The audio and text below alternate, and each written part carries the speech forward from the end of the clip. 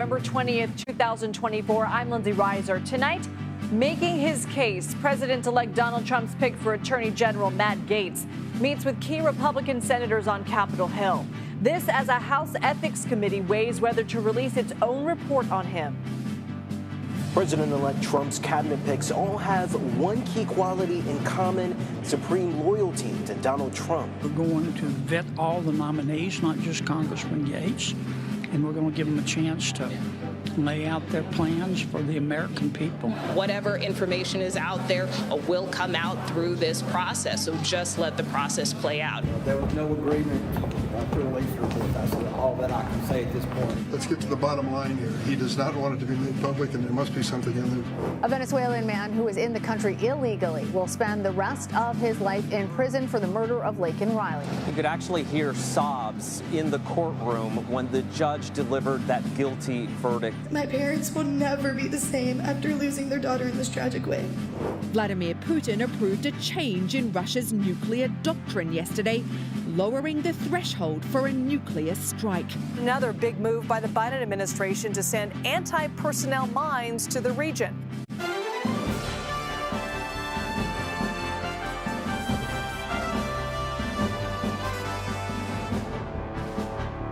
Hello, and thank you for joining us. With 2 months until Donald Trump is sworn in as the next president of the United States, we begin our report on Capitol Hill, where the work to fill his cabinet has already begun. Vice President-elect and current Ohio Senator J.D. Vance brought Trump's controversial Attorney General pick, Matt Gaetz, to meet with Senate Republicans Wednesday. As Gaetz answered questions behind closed doors about his plans as AG, should he be confirmed, members of the House Ethics Committee held a meeting of their own, debating what to do with the results of their investigation into sexual misconduct allegations against the former Florida congressman. Gaetz denies any wrongdoing. In the end, there were not enough votes, not enough support to release the report. The Republican chairman and Democratic ranking member both spoke after the meeting. There was no agreement to release the report. That's all that I can say at this point. The committee no longer has jurisdiction over the issue, so I disagree with the release of the information. He has implied that there was an agreement of the committee not to disclose the report. That is an untrue, to the extent that that suggests that the committee was in agreement or that we had a consensus on that, that is inaccurate. Meanwhile, Trump is working to rapidly announce who he hopes will fill his administration. He plans to name former acting Attorney General Matt Whitaker as the U.S. ambassador to NATO. Whitaker has a law enforcement background and no known experience in a foreign policy role. He was described by Trump as, quote, a strong warrior and loyal patriot who will ensure the United States' interests are advanced and defended. Trump has said he wants to announce all of his cabinet picks by Thanksgiving. He has yet to choose who he wants to nominate to lead the Treasury, Housing, Labor, and Agriculture departments. Olivia Beavers joins me now. She's a congressional reporter for Politico. Olivia, thanks for being here. First, let's start with that Ethics Committee report. What is the future of it? They didn't agree to release it, so what happens now? Well, Lindsay, it was a chaotic day here on the Hill. It seems like, at least for now, the decision has been punted. We're hearing a little bit of conflicting information coming out. There was a suggestion that the report wasn't completed, and Guest, the chairman of the Ethics Committee, told reporters that he's reluctant for that to come out. But some of my colleagues have heard that the report is actually completed, and we're seeing sort of the Ethics Committee itself devolve into some figure pointing with Susan Wild, the ranking member, and Guest clashing on what they're even saying to reporters coming out of that closed-door meeting. It was about 2 hours where they were meeting behind closed doors. There were some votes taken, but basically it looks like they're going to be reconvening after Thanksgiving in December to decide the fate of it. And it has sparked an entire effort by two different Democrats with competing resolutions to try to force the consideration for it to basically be released before in about 2 sort of business days. A lot of interest. We saw that crush of cameras there. What was the goal of Gaetz's meeting with lawmakers on Capitol Hill? So it seems like the kind of consensus that Republican senators were saying was that he should be able to proceed with this process. There are a lot of doubts. Susan Collins and Lisa Murkowski, two Republican senators, have basically said that. Markwayne Mullin has said that he has a tough road ahead, but they're saying he should be able to get a fair shake. Now, some Republicans have suggested to me that it wouldn't be the worst thing if Matt Gaetz is under oath and they could ask him some of these questions that he has publicly denied, that some of the allegations that we've seen either in reports and that are believed to be in the upcoming ethics report, if that ever makes it out to the public. But at the moment, they're promising that they might give him a fair consideration. You had mentioned 3 Senate Republicans. Is that too many? How many can Republicans afford to lose on confirmation of Matt Gaetz? So if they have basically perfect attendance, they have 4, and there have been multiple who have expressed doubts. Senator Kramer is one of those as well. So Matt Gaetz is probably the one where we're looking at it being one of the hardest of Trump's picks to get Senate confirmed. And he comes with some at least sort of public baggage. He's not really well liked by a lot of Republicans who are even in the Senate just because he was the architect of ousting Kevin McCarthy. And so he's even controversial just for that fact and effort alone. And we know Democrats on the Senate Judiciary Committee have requested the FBI's file on Matt Gaetz. I want to go ahead and play some sound from House Speaker Mike Johnson, who sort of changed his tune Wednesday to side with Republican Congresswoman Nancy Mace, who asked the speaker to add an anti-transgender rule about bathrooms on Capitol Hill. Let's listen. Yeah, like all House policies, it's enforceable, but we have single-sex facilities for a reason, and women deserve women's-only spaces. He went on to say, we're not anti-anyone, we're pro-women, saying the policy has always been there, just unwritten. We also, this is an effort in response to the election of Democrat Sarah McBride. Mace has said as much, will be the first openly transgender lawmaker on Capitol Hill. What is McBride and what are her fellow Democrats saying about this? I think that largely Democrats are condemning Republicans' sort of positioning on this, and they're definitely clearly trying to make it an issue even before she is formally sworn in. But McBride put out a statement earlier today where she was saying that she's not going to make it an issue. She's going to use the bathrooms, and she will have a private one in her office when she comes in. There's also sort of another element, which is like there are some private bathrooms scattered around the Capitol, but for the majority, they're communal. So I think that there's going to be a little bit of working and sussing out where they are when she leaves her office. I think that there's an element where she is not wanting Republicans to have this talking point. So she's basically trying to cut them short and say, okay, you know what, if that's how you're going to be, we'll play by the rules and I'm not going to make it an issue. And then she can basically cut off what they're messaging so that they're not doing it for the rest of next year. Senator Fetterman said, there's no job I'm afraid to lose if it requires me to degrade anyone. He said, we have a bathroom in my office. Anyone is welcome to use, and that includes Representative-elect McBride. Olivia Beavers, thank you. Thanks. An undocumented Venezuelan immigrant has been sentenced to life in prison for the murder of a Georgia nursing student. 26-year-old Jose Ibarra was found guilty of 10 counts Wednesday in connection with Laken Riley's death. The 22-year-old was killed in February while out for a jog. Ibarra had waived his right to a trial by jury in favor of a bench trial, meaning a judge decided his fate. Ibarra's status as an undocumented immigrant put the nation's border laws in the spotlight during the presidential campaign. President-elect Donald Trump met with Riley's parents earlier this year, and on Wednesday, he commented on the verdict, saying in part, we love you, Laken, and our hearts will always be with you. It is time to secure our border. CBS News national correspondent Manuel Bojorquez joins us now from Athens, Georgia. Manny, walk us through the charges Ibarra was found guilty of, the evidence that was used against him, and what the judge said during proceedings today. Yeah, 10 total counts against them, and on each and every one, the judge found him guilty. They ranged from malice murder to tampering with evidence to interfering with a 911 call, all things that the prosecution argued he did in the attack on Laken Riley back in February. The judge came out of the chambers there within 30 minutes of closing arguments, a rather quick decision there to deliver the guilty verdict, saying that the evidence against Jose Ibarra. The DNA evidence, for example, his DNA found underneath her fingernails was just simply too overwhelming to ignore, and not agreeing at all with the defense that this could have been done by someone else.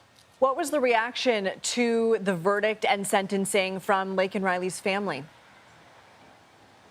Yeah, this has been such an emotional journey for them. You can only imagine. There were sobs heard in the courtroom after the verdict, and then came those victim impact statements during the sentencing part of this. This was a chance for them to address the judge directly, to explain the void that they have now in their lives. In that moment, Laken Riley's mom called Jose Ibarra a monster.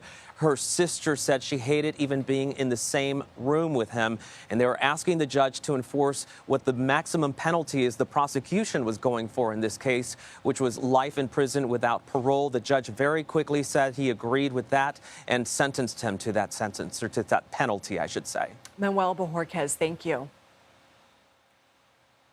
U.S. officials tell CBS News the Biden administration will provide anti-personnel mines to Ukraine to help slow Russia's ground forces. Humanitarian groups have criticized the use of these mines because they can pose a threat to civilians years after a conflict is over. Meanwhile, the U.S. Embassy in Kyiv temporarily shut down Wednesday over fears of a possible air attack. CBS News senior foreign correspondent Holly Williams reports from the Ukrainian capital city. Today here in Kyiv, the air raid alarm sounded and sent us scrambling for cover in our hotel basement. We took the alert very seriously because earlier in the day, the U.S. Embassy in Kyiv announced it was temporarily closing because of a, quote, potential significant air attack. A Ukrainian military official told us they had information that Russia could try to strike the center of Kyiv with ballistic missiles. In the end, no missiles landed that we're aware of, but that warning today came after Ukraine fired 8 American-made ATACMS into Russia, according to U.S. officials. ATACMS are missiles with a maximum range of close to 200 miles, and their target was a military facility in the Bryansk region of southern Russia, according to the Russian Defense Ministry. Now, President Biden gave permission to Ukraine to use ATACMS deep inside Russian territory 3 days ago. Before that, their use was more limited because of concerns the powerful weapons could further escalate this conflict. The Kremlin, though, seems to be stoking fears of an escalation. Vladimir Putin approved a change in Russia's nuclear doctrine yesterday, lowering the threshold for a nuclear strike. A U.S. official called that, quote, irresponsible rhetoric. Back to you. Holly Williams, thank you. Former U.S. Ambassador to Ukraine, William Taylor, joins us now. Ambassador, thank you for being here. Thank you for having me, Lindsay. We have spoken to you before about how the U.S. long-range missiles could impact the war. How about these anti-personnel mines? How will Ukraine use them and to what effect? So these are designed, of course, to slow down infantry attacks. The Russians have learned, let's be clear, the Russians have learned some things about how to win on the battlefield. They're not winning, but they've changed their tactics so that they can take some ground. They've realized that they can't win by using armor, by using tanks and armored personnel carriers, because the Ukrainians are able to take them out because they can see them with their drones and attack them with their drones. So they've changed their tactics. Russians have changed their tactics and now are just sending infantry waves after infantry waves. These are just mass forms of numbers of Russian soldiers that are sent in to the maw of the prepared Ukrainian positions. And it doesn't matter to the Russians how many they lose. They just keep pushing and keep pushing with another wave. And so the Ukrainians, while killing an incredible number of Russian soldiers, are having to fall back. So these mines will slow that down. These mines will slow this mass attacks by Russian soldiers on the ground. Ambassador, it's my understanding that these mines will be used on Ukrainian sovereign land. Are there concerns here? Because we mentioned humanitarian groups criticizing the use of these mines because of potential harmful threats to civilians down the road. Do you share those concerns? Of course. And the Ukrainians share these concerns. And the U.S. government, I'm sure, shares these concerns, and they're taking steps to try to ameliorate risks. As you say, it's on Ukrainian territory. They hope to take this territory back. They hope that they will control, the Ukrainians will have control over this territory, and they know where these mines will be, and they can take them out. And I understand these are also mines that can be deactivated, either over time or by remote control. And there's commitment by the Ukrainians to remove them after the conflict. So there are concerns that are valid, certainly valid concerns, and I think they're being addressed. Ukrainian President Volodymyr Zelensky has warned North Korea could send up to 100,000 troops to help Russia. How could that change the trajectory of the war? And are there a lot of challenges for the Russian military in utilizing those troops, such as something as basic as a language barrier? You're absolutely right. To integrate forces, to integrate North Korean forces with Russian forces is difficult. It's difficult to do that in any case. This is what NATO does, Lindsay. NATO practices year after year after year after year, decade after decade, exactly this. How do forces from different countries talk to each other, work together, combine tactics to be able to have some real effect on the battlefield? So that's a challenge. That's no doubt a challenge for the Russians and the North Koreans. But 100,000 is a big number. I don't think that's been confirmed yet, but that's one of the reasons, Lindsay, that these long-range weapons, the ATACMS and the German version, if they're approved, but also the British and French version of these long-range missiles can be effective at trying to slow down and deter these North Koreans that are coming in these large numbers. All right, Ambassador William Taylor, we'll have to leave it there for now. Thank you so much. Thank you, Lindsay.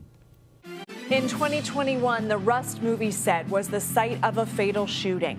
3 years later, the film is having its world premiere. Why the movie's director said production went on despite the tragedy, and how they're honoring the memory of cinematographer Helena Hutchins. Plus, government data shows illegal border crossings remain low, but could those figures start to increase before a new administration takes office? New reporting from our immigration and politics reporter, Camilo Montoya Galvez. You're watching The Daily Report.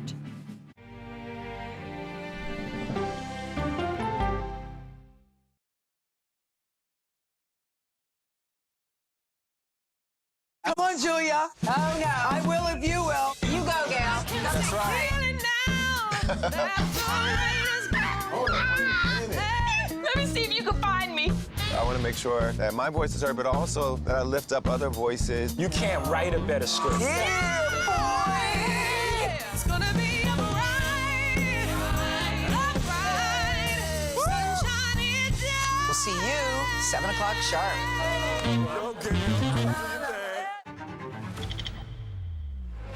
How fast do you think you were going? 195 miles an hour. This is incredible. How close did you actually come to being killed? That close. Is this brain surgery without a knife? It is. What risk do these children pose to Russia? I'm not sure the world is prepared for this change. Definitely not. Who's the best coach in college football today? Let me see a mirror. It's time for the CBS News original, 60 Minutes. Sundays on CBS and streaming on Paramount Plus. Go to the ends of the earth. Right now. We got something crazy. And reach for the stars. Here we are. Time. Yes, it's my comeback. Hey, this is pretty fun. But wait, there's more. Experience thought-provoking. Welcome to the idea of being a human being. Innovative and truly original reporting. Look through a telescope and go, wow. Because there's always something new under the sun on CBS Sunday morning. I'm a voracious consumer of information and constantly curious. I want to know the basic facts of every issue and to press into the heart of the matter. Information is the currency of democracy, and that's what we bring to the table every Sunday. When you need your sports news all the time, We've got breaking news to bring to you. CBS Sports HQ gives you a snapshot of all the sports that matter to you. Big news coming out of the NFL. A lot of movement in the rankings this week. With highlights. What a finish at the final round of play. And in-depth analysis.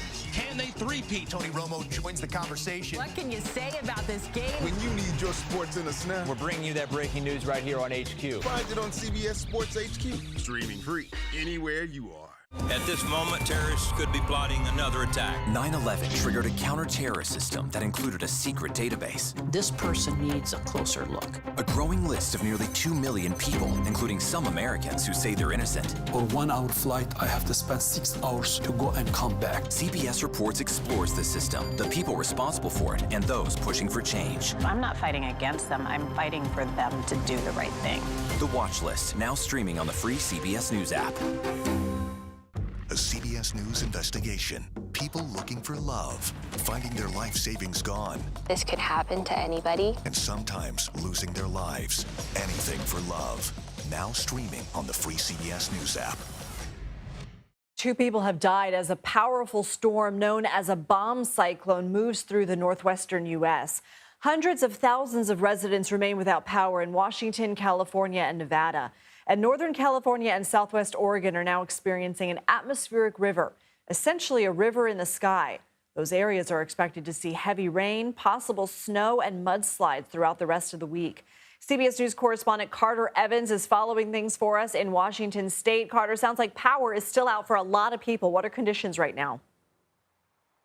Right, that's a big problem. At least the storm has subsided. It's calm right now, no winds. It was ferocious, though, last night. In some areas, they had hurricane-force winds. And if you had a tree with a weak root system near a power line, well, this is what it does. These are power lines coming across the street here. Crews are going to be working all night to try and repair this. But they haven't even gotten to this one yet. We got stoplights out.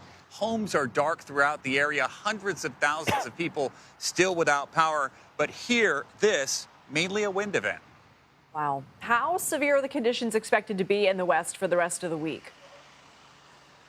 So it depends on where you are. And you talked about Northern California. They're going to get a lot of rain in the next couple of days. That's that atmospheric river you were talking about. What we had here last night was a bomb cyclone. That was those heavy, heavy winds. They are expecting another weather system to come through here in the Seattle area as well.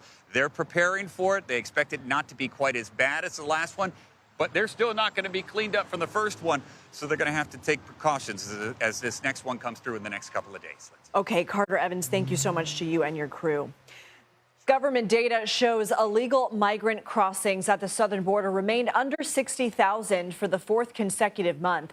U.S. Customs and Border Protection numbers confirm CBS News reporting from earlier this month that nearly 57,000 migrants were apprehended between legal entry points in October. Encounters at the border have dropped more than 55% since President Biden's executive order limiting asylum was put in place in June. But U.S. border policy is poised to undergo a dramatic transformation once President-elect Donald Trump takes office in January. Earlier this week, Trump indicated in a Truth Social post he would declare national emergency and utilize the U.S. military assets to carry out mass deportations of undocumented migrants. So far, it's unclear how the president-elect would use these military assets and whether his plans are legal. CBS News immigration and politics reporter Camilo Montoya Galvez joins us now for more. And Camilo, you have new reporting on this, these questions that are still circling around this. Can you elaborate? There are a lot of legal questions, Lindsay, as to how the incoming administration can use the U.S. military to carry out this promise of mass deportations, the largest deportation operation in American history. Incoming border czar Tom Homan has told 60 Minutes that the Department of Defense, for example, could help immigration and customs enforcement on an operational capacity by providing military planes to deport undocumented immigrants and by providing other transportation assets. That is very similar to how, for example, the military currently is helping Customs and Border Protection at the U.S.-Mexico border through logistical and operational help. But other folks like Stephen Miller, who is the incoming White House Deputy Chief of Staff and an immigration hardliner, have indicated that there are plans to deputize the National Guard to go across the country to find and arrest unauthorized immigrants, and also plans to deploy the U.S. military to physically stop people from claiming asylum at the border. Whether that's actually legal, Lindsay, is unclear because federal law dating back to the post-Civil War era actually prohibits the use of the military for domestic law enforcement. Of course, that includes the enforcement of federal immigration law. Okay. Texas officials have offered more than 1,400 acres of land, its own borderland, to Trump so that the administration it's state-owned rather, so the administration can build deportation facilities. I mean, this sounds like something that would be a costly possible endeavor, a lengthy endeavor. How would that work? Sure. So the land commissioner in Texas has effectively offered the Department of Homeland Security and the incoming Trump administration land in Stark County, Texas, near the U.S.-Mexico border, just across the Rio Grande, to basically set up facilities to detain and hold immigrants who are awaiting deportation as part of this massive deportation operation. How long that would take depends on what type of facility we are talking about, Lindsay. Okay. It could be what the government calls a soft-sided facility, which is essentially a tent facility that can be set up pretty quickly to hold people. Another legal and political question is whether Texas also allows the incoming administration to deputize state troopers, the Texas Department of Public Safety, and the Texas National Guard to carry out immigration enforcement. Based on how much the governor has been supportive of President-elect Trump and how much he has done on immigration, I think that is likely.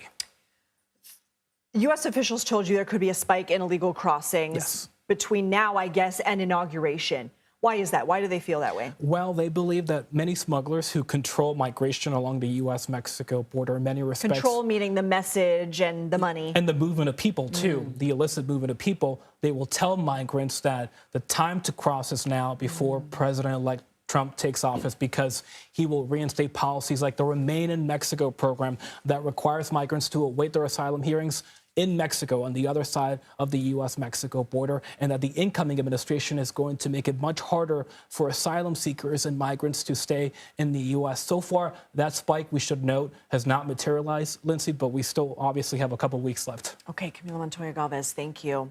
And later this hour, we'll have more on how President-elect Trump's mass deportation proposal could affect migrant labor and food prices.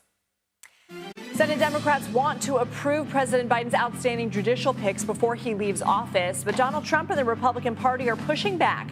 How the president-elect instead wants to try and shape the nation's courts. You're watching The Daily Report.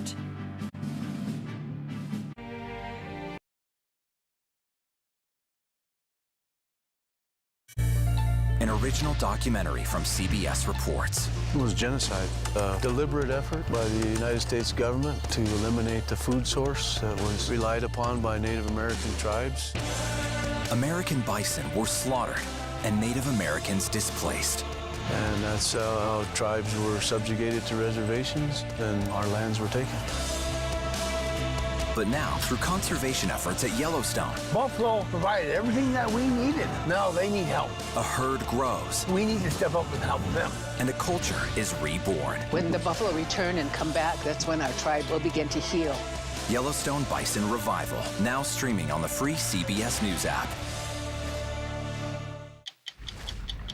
Oh, wow. Look at this. Let 60 Minutes take you on a private tour of the National Archives. So there may be treasures like this buried in boxes. Historical secrets from America's past. So this is original from 1778?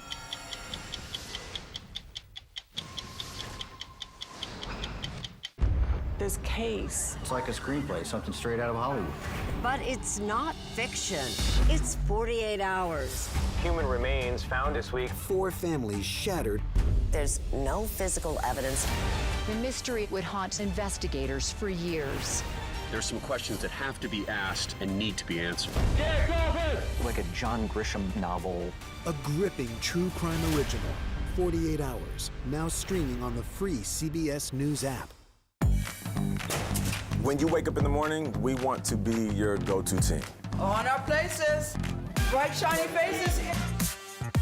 Nate has one of the quickest minds I've ever seen. Put me in the game, coach. Tony has a way of making people feel comfortable. The best interviews feel like it's just a conversation with a neighbor. Hey. Gail has this unbelievable knack to ask a question that is the question that you're asking at home. I've been told I could talk to a tree, and that's pretty much true.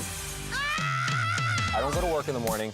I go for coffee with my 2 good friends, and we talk about the world. Here we go. Your morning routine just got better. CBS Mornings, weekdays at 7. I'll see you in the morning. Listening to how someone explains themselves is so key to understanding their perspective.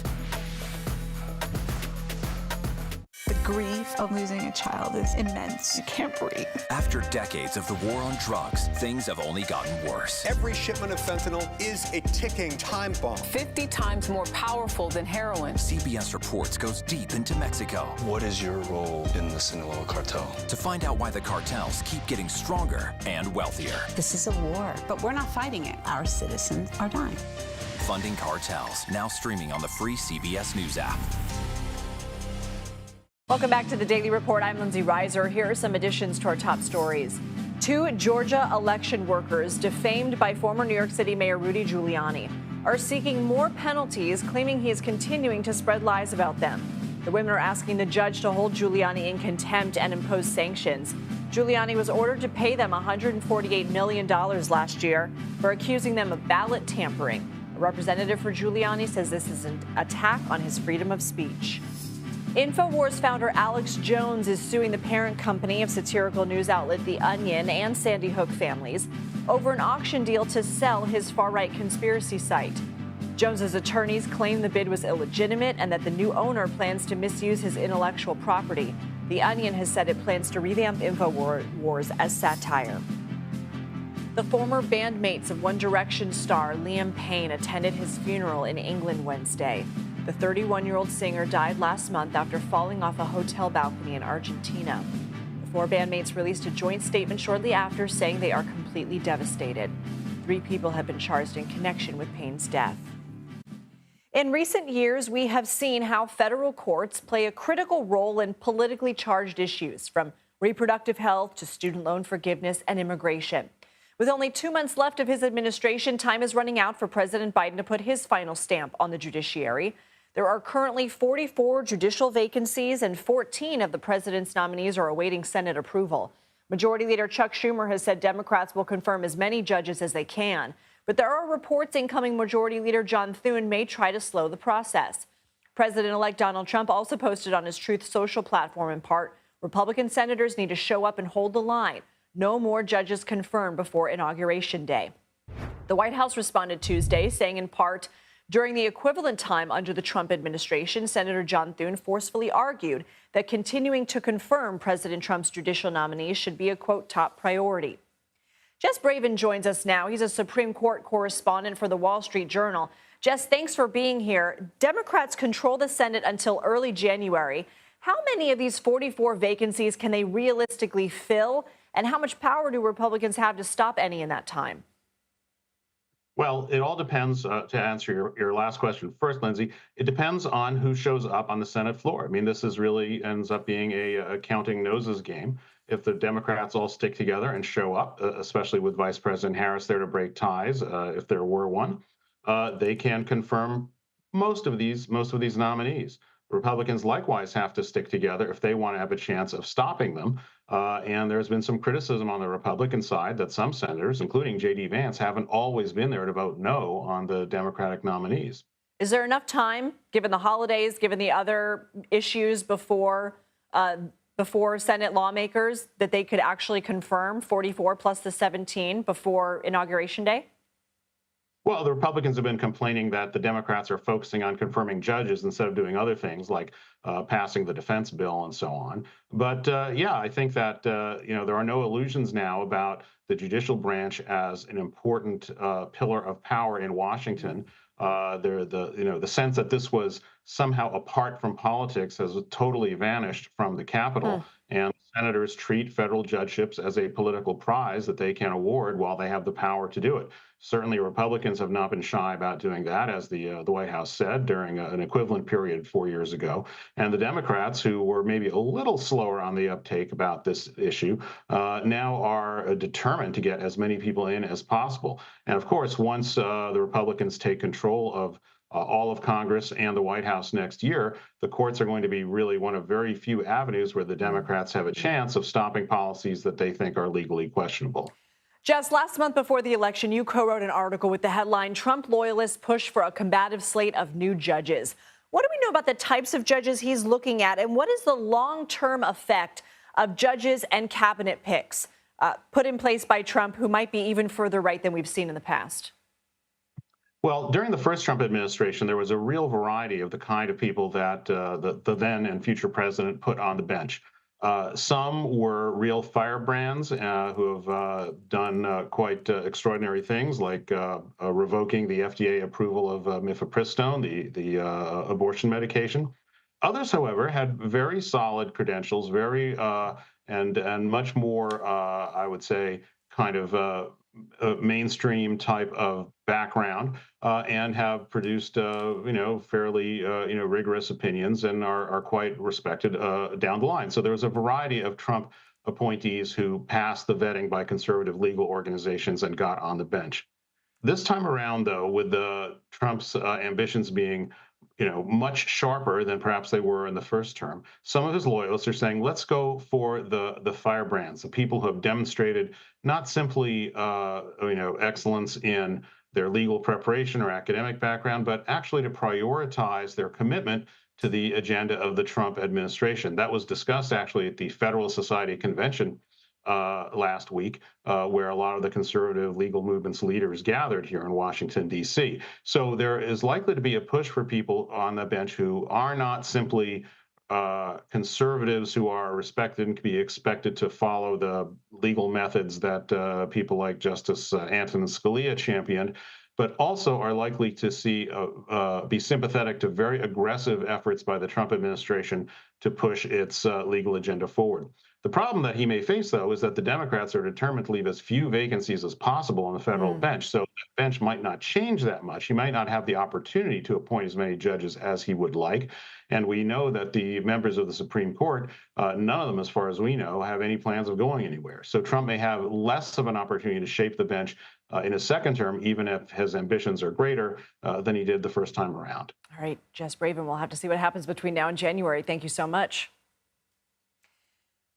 The United States vetoed a UN resolution that would have demanded a ceasefire between Israel and Hamas because the proposal left out any stipulation about the release of hostages held in Gaza. This comes as the UN says virtually no aid has reached northern Gaza in 40 days as Israel continues its offensive against Hamas. Meanwhile, on the northern front of the war, a possible ceasefire deal between Israel and Iran-backed Hezbollah is making progress despite continued fighting. The U.S. envoy arrived in Israel Wednesday to meet with Prime Minister Benjamin Netanyahu to help move negotiations forward. One of President-elect Donald Trump's campaign promises was to eliminate the Department of Education and send education back to the states. That's his quote. On Tuesday, Trump announced he plans to nominate Linda McMahon to spearhead that effort as education secretary. McMahon served as the head of the Small Business Administration during the former president's first term. As the founder and former CEO of WWE, she first became close with Trump in the early 2000s when he was the star of The Apprentice. McMahon's work in education includes serving about 1 year on Connecticut's Board of Education 15 years ago and more than a decade serving on the Board of Trustees at Sacred Heart University in Connecticut. Beth Reinhardt joins me now. She's a political investigative reporter at The Washington Post. Beth, thank you for being with us. Can you tell us more about McMahon's background in education? So she's not well known as an education policy person. She's never worked in the field. She did graduate with a teaching certificate, but then she got married young and went into the wrestling promotion business with her husband, Vince McMahon, and obviously built the WWE into a global empire. She did, as you said, serve on the Board of Education in Connecticut for about a year. Her position as chair of the America First Policy Institute over the last few years, that's a conservative think tank that helped lay the groundwork for another Trump administration. That group did promote conservative policy issues with regards to education. So she has had her hand in education that way. But it's a limited background in education, I think, compared to past nominees. Should McMahon be nominated and confirmed, what would being secretary of a department the president wants to shut down look like? Keeping in mind, in order to do so, he would need congressional approval, at least 60 votes in the Senate. It's definitely a heavy lift, considering that congressional action is required. But, Linda McMahon has proven herself to be a Trump loyalist. They've known each other for decades. She's donated tens of millions to his campaigns. She and her husband donated $5 million to his foundation when that was operational. And so he's chosen someone who has proven herself to stick by him, through thick and thin, and also served in his last cabinet. So I think that that quality of loyalty and having known her for many decades is important to the president-elect. What can you tell us about maybe what kind of education reforms she would stand for? I think, we're going to need to wait and see, because, as I said before, this hasn't really been her wheelhouse. But if you look at where the American First Policy Institute has been on these issues, it's a lot of the issues that we've been hearing from conservative in recent years, wanting to give parents more control over their children's education, more input on what is happening in the classroom. They support taxpayer-funded vouchers for private schools, which has been a long-held goal of the conservative movement. The group is resistant to what we're seeing in terms of gender identity and sexual orientation, whether those topics are going to be, taught in the classroom. That's been a big issue in the public schools, and her think tank has been definitely opposed to those kind of instructions. I do want to ask you before we let you go, McMahon is also the subject of a lawsuit involving claims on the mistreatment of WWE workers. What can you tell us? Yes, she and her husband were recently named in a lawsuit brought by 5 anonymous plaintiffs who worked decades ago as what were called ring boys.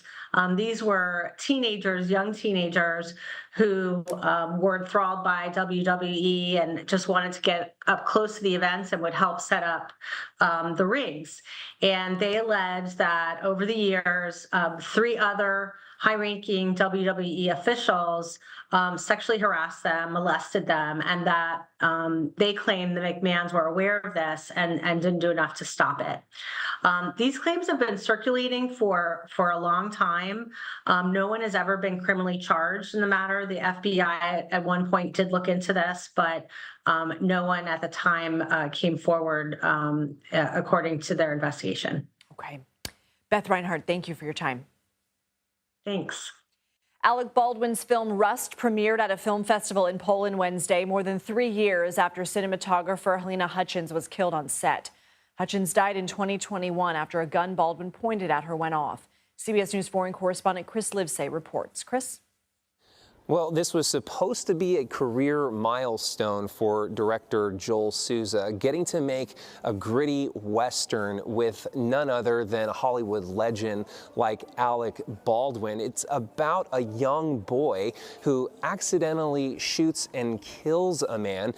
One day, that plotline tragically collided with real life when the gun that Alec Baldwin was holding, inexplicably loaded with live rounds, went off and struck the cinematographer, killing her, as well as the director, wounding him seriously. It struck his shoulder and stopped just shy of his spine. Now, Alec Baldwin was actually facing charges of involuntary manslaughter because of what happened on the set. Eventually, it was the armorer, that's the person who's responsible for looking after the weapons, who was ultimately sentenced for her role. And then in a dramatic twist, Alec Baldwin had those charges dropped because of what the judge deemed to be prosecutorial mishandling of the evidence. Now, as for the film itself, the director said he wanted to walk away from it and never ever continue to make it. It was just too hard for him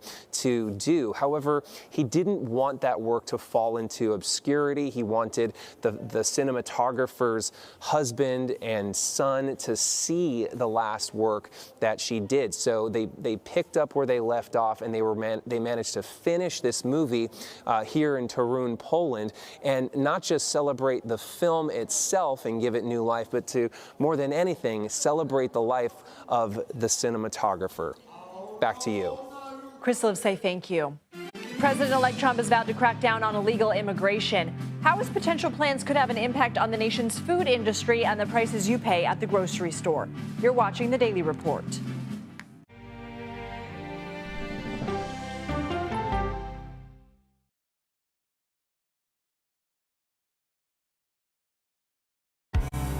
An original documentary from CBS Reports. That Desired Farm is a wonderful place to raise children, and it still is. Promises broken. Black Americans have been the target of racism and discrimination pretty much from the time they acquired ownership in the land. Costing black farmers hundreds of billions in generational wealth. They did everything to make sure we were run off that land. But communities are uniting to continue the fight. Collective ownership is powerful. To keep their land and their dreams alive. To watch my children play on land that we own means everything. So land is power. Most definitely. 40 Acres and a Mule, now streaming on the free CBS News app. Go to the ends of the earth. Reach for the stars. Yeah, I just took off. That kind of thing. Oh, that's pretty good. Because there's always something new under the sun on CBS Sunday morning. Can see clearly now. Clearly, CBS Mornings. Weekdays on CBS. Yeah! Tony, coming? No, I'm gonna stick around for an hour. Hey! CBS Mornings Plus with Adriana Diaz and Tony DeCopel, right after CBS Mornings. It's just like mornings. Plus fun. Oh, yeah, it's gonna be a bright, sunshiny day. These 7 miles of tunnels were the secret storage site for fuel for the Navy's Pacific Fleet in planes. So this is one of the tanks. Oh my gosh. What happened 20 stories below ground is a story for 60 Minutes. This thing that was a lifeline for the fleet is a threat. That's right.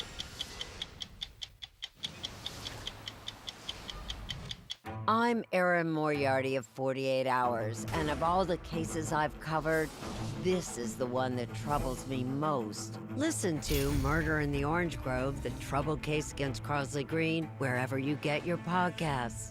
An original documentary from CBS Reports. AI is among the most world-changing technologies ever. Curing diseases, scientific breakthroughs, making lives better. They can help us with medical discoveries, scientific discoveries, doing better agriculture, having cures for things like Alzheimer's. It's also going to really transform the way we work. The uplifting potential of artificial intelligence is limitless. It gives you a friend, somebody to chat with 24/7 that is non-judgmental. He makes me feel loved and desired. And so are its downfalls. The problem with all this AI is that it's unpredictable and uncontrollable. The choices we make now will have lasting effects for decades, maybe even centuries. The ChatGPT revolution, now streaming on the free CBS News app.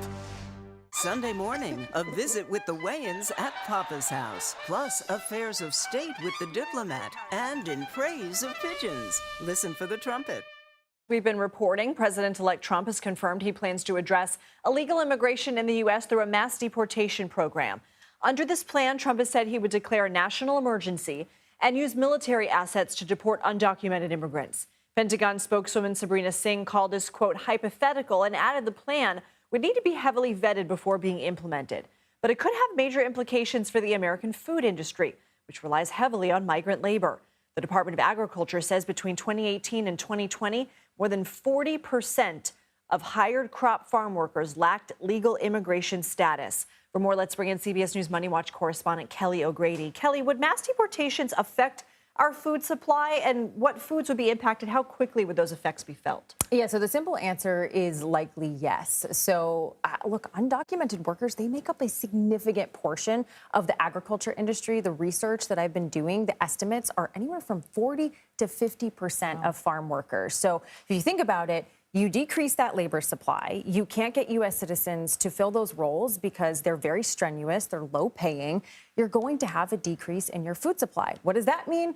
You decrease supply, you increase demand, your prices go up. Now, some of the industries that would really be impacted by this, meat packing, wheat, your produce, think your fruits and vegetables, dairy, fishing. Now, I will say the speed, President-elect Trump has said that this isn't going to happen overnight. He's going to start with the criminals and then work from there. And I mean, to that point, this is a very complicated issue. The economy impact is one thing, the security impact is another. But look, this could really impact our food supply and prices, Lindsay. I mean, you mentioned prices because of supply and demand, but you also mentioned that it costs more to pay U.S. citizens for these roles. That would also drive the cost up. Yeah, it absolutely would. And I'll give you an example. California, that's where a lot of the farming happens. The minimum wage there is $16. Undocumented workers, they make anywhere from 10 to 20% less, and then sometimes far less on some of the outliers that I've heard. So yes, these companies would have to pay more, and then they would pass those price increases on to us. Here's the rub of it, though. For some of these industries, they're commodities. Milk is a commodity, so what that means is the dairy farmer doesn't set the price of milk. That's actually traded on a market based on supply and demand. So these farms could have to pay more for that labor. They can't pass those prices on to us, and they might go out of business.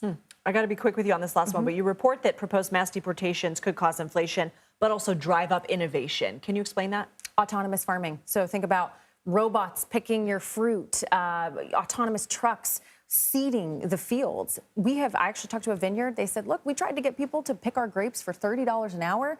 We couldn't do it. Wow. So we invested in autonomous tech. So you could see that happen as well. Interesting. Kelly O'Grady, thank you as always. Still to come, a new honor is on the way for Viola Davis. More on the prestigious award she's set to earn in the new year. You're watching The Daily Report.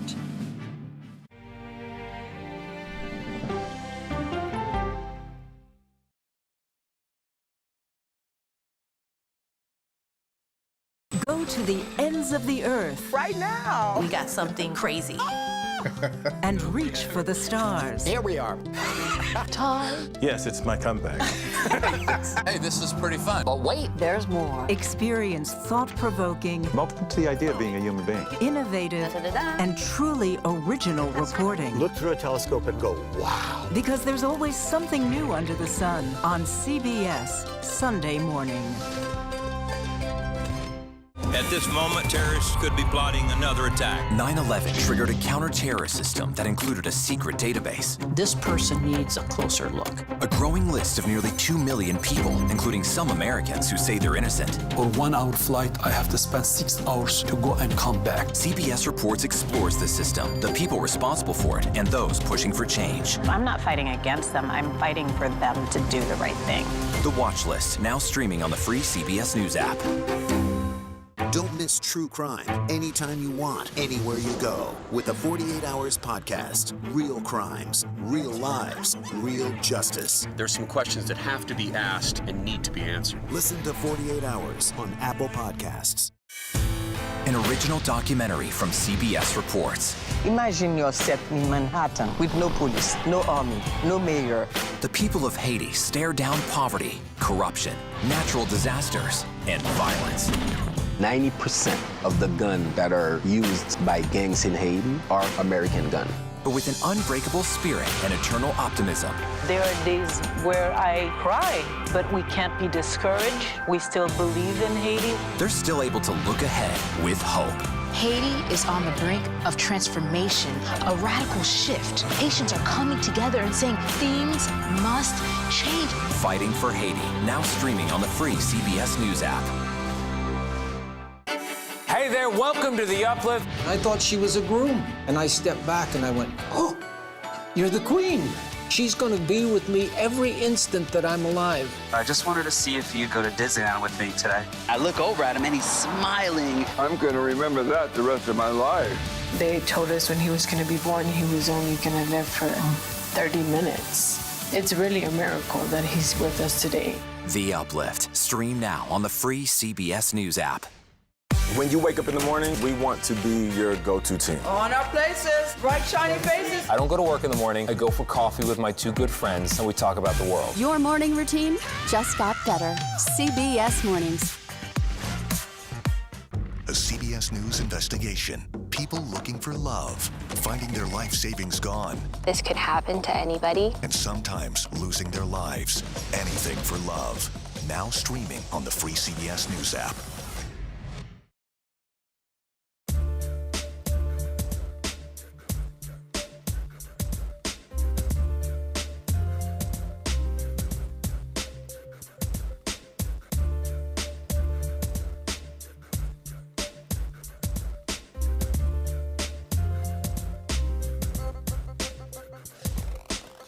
Oklahoma has broken its November record for tornadoes, with local media reporting at least 23 storms so far this month. At least 6 tornadoes swept through the southwestern part of the state on Monday alone. November tornadoes in the region are rather unusual. Typically, spring and early fall are the most active times of year. Meteorologists say the reason there have been more tornadoes is because of El Nino and La Nina, 2 weather phases that tend to disrupt normal climate patterns. Viola Davis is being honored as the recipient of the Cecil B. DeMille Award at the 2025 Golden Globes in January. Golden Globes president Helen Honey says Davis is receiving the prestigious award for breaking barriers within the industry and for her complex portrayal of characters throughout the years. Davis reached EGOT status last year after receiving 2 Tonys, an Emmy, an Oscar, and a Grammy for Best Audiobook Narration. Nominees for the 82nd Annual Golden Globes will be announced December 9th. The ceremony will be broadcast right here on CBS and Paramount Plus January 5th at 8 p.m. Eastern. An eerie nighttime painting has propelled Belgian artist René Magritte into the $100 million club. The Empire of Light, showing a dark street under a sunny sky, sold for roughly $121 million at auction Tuesday, a personal record for the artist. It was only expected to sell for, well, $95 million. Still wouldn't be bad. The final 9-figure price tag makes Magritte the 16th member of a special club of sorts that includes Leonardo da Vinci and Pablo Picasso. The buyer made the winning bid over the phone, and their identity has not been revealed. Here's a look at some of the stories we're covering in our next hour. Some of President-elect Trump's cabinet picks head to Capitol Hill. What we know about the highly anticipated meeting surrounding Attorney General pick Matt Gaetz. Extra firepower for Ukraine and a stark warning from Russia. We'll examine the state of the war more than 1,000 days after the invasion. And illegal crossings at the southern border remain low. We'll break down what's behind the numbers and why some experts forecast an uptick to come. You're streaming CBS News.